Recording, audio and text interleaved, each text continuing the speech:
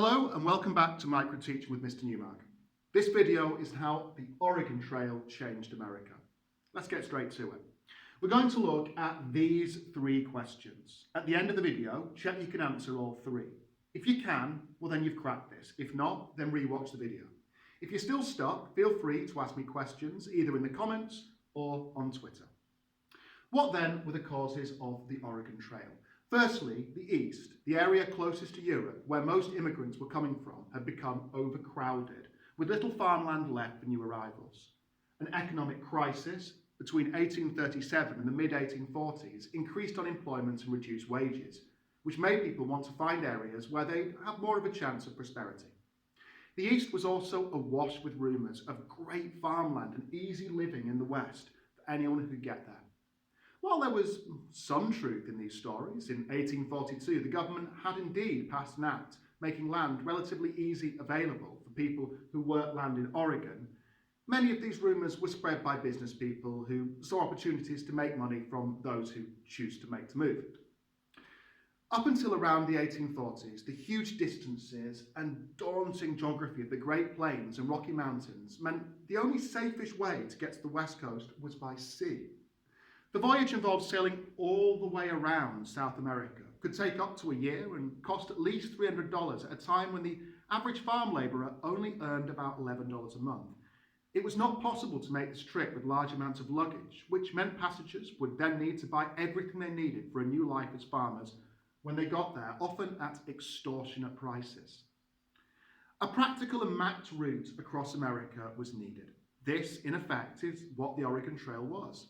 Beginning in Missouri, migrants loaded up covered wagon trains and began the long, arduous and often dangerous trip that could be longer than 2,000 miles and take up to 6 months. Migrants followed routes mapped out by early explorers, often called mountain men. Timing was particularly important, with those starting too late or delayed for any reason, risking being caught in the Rocky Mountains during winter, a fatal disaster for many. The fledgling US government encouraged this movement as they wanted to establish Oregon as a US territory and by so doing shake off British control. To do this, they funded an 1841 expedition led by John Fremont to map the trail and produce a guidebook. His reports and eventual book made the trail seem exciting and achievable, which got even more people on the move. In 1843, the Great Migration resulted in almost 1,000 people making the trip successfully, and by 1846, 5,000 people had completed the trail.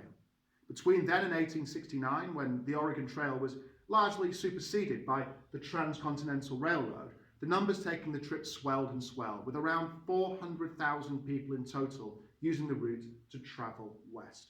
The main consequence of the trail for the US was a steadily growing population in the western states, which increased wealth and paved the way for astonishing economic growth in the next century. This, however, is only part of the story.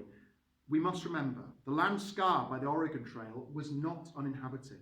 This area had been home to Plains Indians for thousands of years, and the trail played an important role in the destruction of their lives and livelihoods.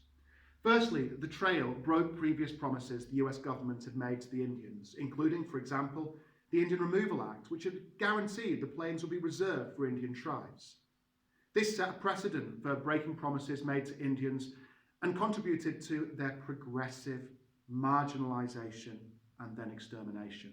Secondly, the trail itself was enormously damaging to the livelihood of the nomadic plains tribes. The huge numbers of people, livestock and wagons making the trip disrupted the natural migratory patterns of the buffalo, making them unpredictable and hard to find. In addition, the route was deliberately mapped to run close to scarce sources of water and timber. As time went on, lakes and rivers became polluted with human excrement and other waste, spreading cholera and other diseases. Patches of woodland, used sustainably for centuries by Plains Indians, often to shelter in during bad weather, were cut down and used as firewood, and grass was consumed by oxen and livestock too. The game was hunted to scarcity by migrants looking for meat. It is really very important to not fall into the trap of thinking of the trail as one narrow line through thousands of miles of untouched land. It may have started this way, but as every wave of migrants used up resources close to the trail, the next wave had to go further afield to find the resources they needed, that could not carry with them. Think of the damage caused to a stream channel by a flood, massive and increasing erosion, utterly changing landscapes forever. Given all of this, it may come as something of a surprise to learn that attacks on migrants on the Oregon Trail by Plains Indians, such as the Sioux, were rare. In fact, there are probably more records of Indians helping lost migrants than there are of them raiding and attacking them. The Indian attack was the aspect of the trail most feared by those who took it, is revealing in its illogicality and irrationality, given the most likely cause of death for them was the cholera they had brought with them.